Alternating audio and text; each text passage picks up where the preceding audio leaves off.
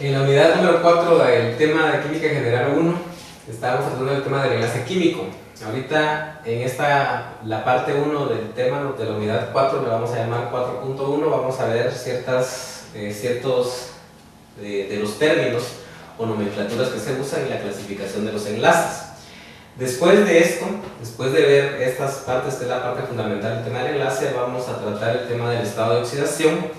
Y después del tema del estado de oxidación vamos a tratar los ejemplos de las definiciones de los enlaces que vamos a dar en esta parte.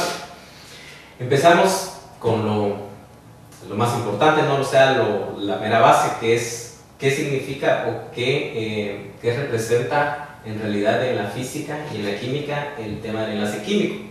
El enlace químico es una estructura de tipo totalmente de electricidad entre cargas negativas y cargas con signo más, que queda o que se forma después de que se ha llevado a cabo una reacción química dentro del sistema. Una reacción química puede ser un montón de cosas, pero en esencia, o sea, esencialmente a lo que vamos, es que una reacción química es solo un intercambio de electrones entre dos núcleos. Un núcleo, por supuesto, puede estar intercambiando electrones con varios núcleos, pero en esencia una reacción química la vamos a ver en este tema a nivel solo entre dos. Después vamos a dar, si las moléculas son más complejas, pues vamos a ver cómo se unen más núcleos en el sistema. Pero en esencia simplemente es eso, una reacción química, y ese es el tema fundamental, es un intercambio de electrones entre dos de los núcleos. Un intercambio quiere decir que un núcleo da electrones y otro núcleo recibe electrones. Es un intercambio, alguien da y alguien recibe los electrones. En este dar y recibir los electrones, lo que queda después de este intercambio es lo que llamamos el enlace químico. Pero en base a este dar y recibir de los electrones, efectuamos la clasificación de la estructura eléctrica que queda tras ese intercambio. La clasificamos de la siguiente manera. En el enlace iónico, la transferencia de los electrones es en forma total. O sea, uno de los dos núcleos involucrados en la reacción química se queda con los electrones del enlace. Después vamos a ver que los electrones del enlace la mayoría de veces son dos electrones que se intercambian. O sea, uno de parte de un núcleo y otro de parte del otro núcleo, aunque hay varias de las excepciones, como vamos a ver después. Pero el sentido es, en el enlace iónico la transferencia es de una vez de los electrones de un núcleo para el otro núcleo. Uno se queda sin su electrón de enlace y el otro núcleo recibe un electrón de enlace que no lo tenía antes.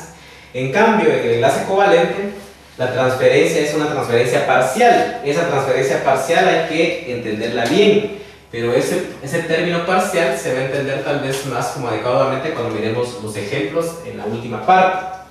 Es una transferencia parcial de los electrones. Los electrones de este enlace se comparten, así se dice en términos sencillos, se comparten entre los núcleos. Ese compartimiento se da a nivel del espacio o a nivel del tiempo. A nivel del espacio, cuando uno piensa en el electrón como una nube electrónica, como se vio en el tema de la imagen de la REMP. O sea, cuando miramos la imagen de la REMP habíamos visto que un electrón se puede considerar como una nube o se puede considerar como una partícula. En el caso de que el electrón se considere como una nube, entonces se dice que en el enlace covalente los electrones son compartidos en el espacio. Pero si uno considera el electrón como partícula, entonces ese compartimiento se puede considerar que es en el tiempo. Entonces esa es la gran diferencia entre los dos enlaces si los clasificamos así. Una transferencia total, uno se queda con todos los electrones. Una transferencia parcial, los comparte ya sea en el tiempo o ya sea en el espacio. Otro término que vamos a utilizar, pero no con mucho interés de lo práctico, digamos así, sino que solo con lo que se da a continuación, es el término de la polaridad del enlace. La polaridad se refiere a la diferencia de electronegatividades de los dos núcleos que están involucrados. Como se quiere que el valor sea, digamos, un valor con signo positivo, pues se usa la diferencia absoluta, o sea, la suma, la resta de la electronegatividad más grande menos la de la electronegatividad más pequeña. Eso nos va a servir solo como un término así de lo que se mantenía antes en los cursos de Química 1, pero lamentablemente seguimos utilizando eso. La escala de electronegatividades que se usa es la escala que está en la tabla periódica y se refiere a la escala registrada por Linus Pauling. Una de las cosas por las que se utilizaba antes el término que acabamos de ver de cuánto sea la polaridad del enlace, se refería a que la diferencia entre los enlaces, ya sea iónico o covalente, se basaba precisamente en ese cálculo, o sea, la diferencia de electronegatividades.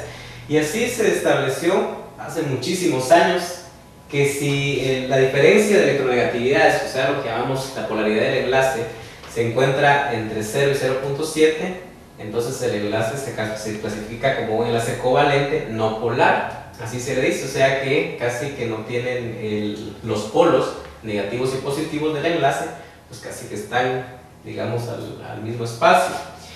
Si se encuentra este cálculo entre 0.7 y 1.7, entonces se clasificaba el enlace como covalente polar, un poquito, o sea, un poquito la carga desplazada del núcleo más electronegativo.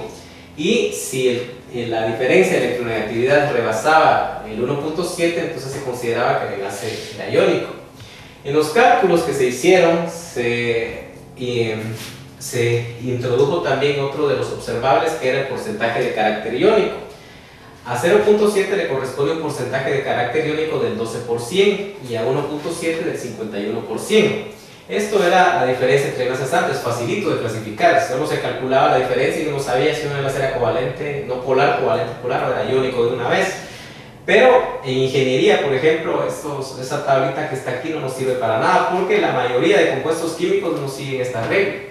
Como el enlace entre el hidrógeno y el flúor, por ejemplo, que cae más o menos por esta región, y según este cálculo sería iónico, pero sin embargo ese es un enlace covalente y hasta es covalente no polar. Y otros ejemplos, la mayoría entonces de compuestos químicos violan esto. Lo damos aquí porque en muchos libros lo van a encontrar. En ingeniería, pues mi recomendación es que aunque lo encuentren en todos los libros, no lo usen jamás.